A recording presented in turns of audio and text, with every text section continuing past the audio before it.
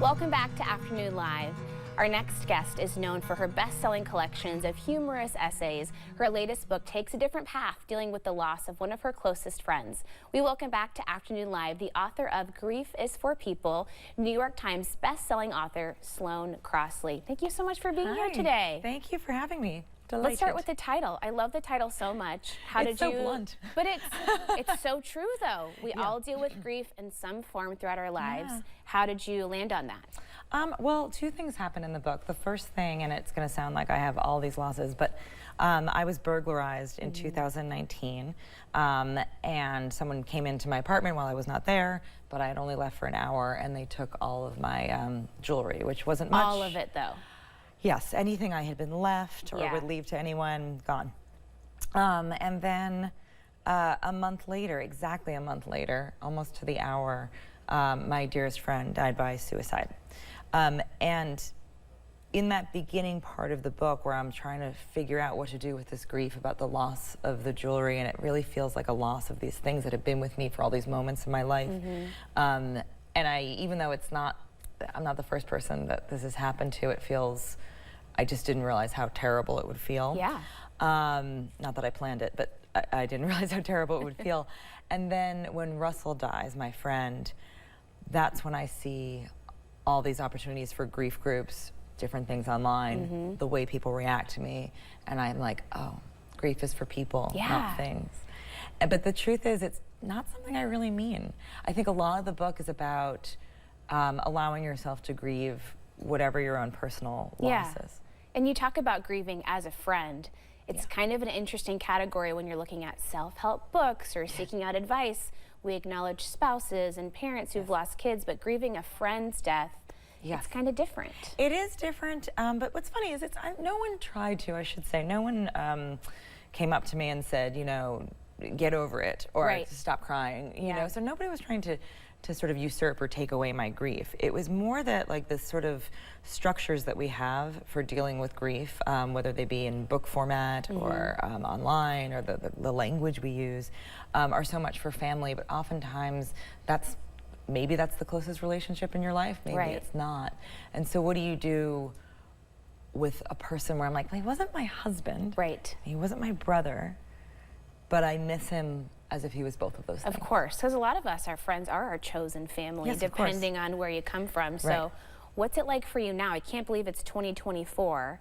Looking back at your words, I can't believe it's 2024, period, from but go on. 2019, it seems like such a short time ago. It does.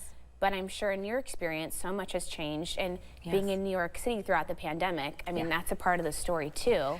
It is, although I should tell people that, don't worry, in case you have an aversion to reading about the pandemic, there's very minimal toilet paper and hand sanitizer in the book. I'll attest to that, and it's all in service to Russell. It is. But I think what's funny about it is talking to other people, well, I'll answer sort of two parts. Talking to other people about who have been left behind by suicide, I'm like in my plebe year. I think it's been a while, but they're like, wait till it's 20 years and it hurts. Oh, wow. And it's 30 years and it hurts. I'm still a baby. That's so interesting. So it's sort of interesting to hear their stories. And then the other bit about being, you know, during the pandemic was just feeling that absence, that those sort of dual absences, and trying to figure out almost mathematically where they fit in your heart, where you have whole cities, whole worlds, so many people suffering, and also you're mourning one person at the same time. And it sometimes is this sort of like swirling weird mix of grief, which makes the book sound like a massive, massive bummer. Which it is, but it is. It's extremely, I mean, it's short but dark, but I always say that, like, a really funny person died. And so I think his humor sort of shines through. For sure. Well, and it's so, I mean, I loved following along with you, and there's this whole, the intertwined events of Russell's death and your jewelry being stolen, and you become an amateur detective. Trying to track down these pieces. I'm along for the ride. It's so exciting. I'm glad. I mean, I don't even know how to speak straight to camera right now, but if I could, I'd be like, don't mess with someone who works freelance. Because they will hunt you down and find you. They will find the time. They will make it happen. They have the time. They can structure their days. They have the internet. and they need a project. And you actually got a couple of things back, incredibly. I did. I don't want to ruin too much, but I will say I did end up shaking down some very nice gentlemen in the Diamond District and getting some of my jewelry back. And it's funny because some of the things I did were a touch on the irresponsible side when it came to my personal safety. Yes. But I think that's part of the magical thinking of grief, where I just wanted to, as I put it in the book, stop the bleed of loss. I just wanted one thing back, and I wasn't going to get him back. Yeah. Who cares what happens to me? I got to go get that necklace or that ring. But then you learn. I mean, part of the book and part of grief is learning to become on the side of the living once again. Yes. This is the people now, you, me, here, everyone. Yeah. We are on the same side. This still matters. We can still move forward together. And it's hard to learn. Yeah. What's it like touring this book and being, you know, it's very personal, it's very vulnerable, it's different from your previous works. I know. Yeah. What's it like looking back on these words and kind of sharing some of these moments? I mean, it's great. What's funny about it is it's like the same pathway as humor essays with a sort of different destination. Yeah. So with the humor essays, people would often come up to me at readings and say, oh, well, when I was a bridesmaid in a wedding, when I volunteered to do this, you know, when I froze my eggs, whatever it is I've shared, they share their stories because it's almost like I've held the megaphone in their minds and now it's their turn and they just sort of want to close that loop. Yeah. And it's now the same thing except the stories are much more personal for everybody. Yeah.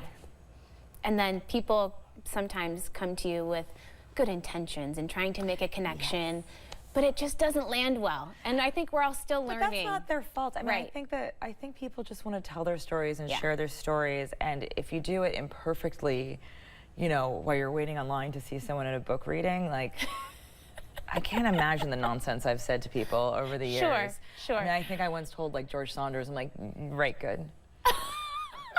right, good. Name on page. You know, like. You know, I mean, so who am I to throw stones? Yeah, no, and it's trying to make a connection, right? Yes, we all see bits of ourselves in your words, but yes, which is the hope, because that's the thing. The funny thing about any kind of writing, but specifically this kind of writing, is the more specific you get about Russell, about you know, the early aughts in New York and how I knew him, and the books we worked on, and how. You know, the dynamic of our relationship and the things he said and the movies he liked. And I could go on and on and on and am. The more specific you get, weirdly, the more universal it gets. Yes. And that's such a strange phenomenon with writing, where the more specific you get, the more other people actually relate to you. It feels like it should work, like generalizations should. When I feel like he seems like such a blast. He is a blast. You pay such great tribute to him. A real problem child. Great. Great person. But now it feels like he's going to be so beloved by even more people by you sharing this. Well, my dream, one of the things I say in the book is that he was pathologically social. Yeah. And a little part of me knows, because it's sort of happening already, I am bringing him more of his favorite thing, which is people. Yes. Absolutely. Yeah. Hey, let's talk about what you're in town for. Yeah. You have Livewire tonight, right? Yes, I have Livewire tonight. I'm very excited. That's going to be so fun. Yeah, it's going to be great. I love it. Also, it's great because they interview you. You don't need to prepare a speech. Yeah. In my case, you know, about life and death. It would be too much of an assignment. You don't have to put profound words on paper for this one. Yeah, I mean, you have the hard job. I just get to sit here and just sort of like bat things away. It's great. Well, it was a pleasure to read the book. I'm so happy. I love it so much. Thank you. And also, I have to say, this is, I think, my 4th time here. Yeah. And it's like strange to have such an affection for a station that's so far away from where I live. That's so wonderful, though. So thank you for having me. That's what we hope for as we invite you into our living room here. You're always welcome in Portland. Thank you. Thank you so much. Thank you. Thank you. Okay, the book again is Grief for People by Sloane Crosley. It's in bookstores on February 27th. It's available for pre-order now. We'll have more information on our website at katu.com. And we'll be right back with more Afternoon Live right after this.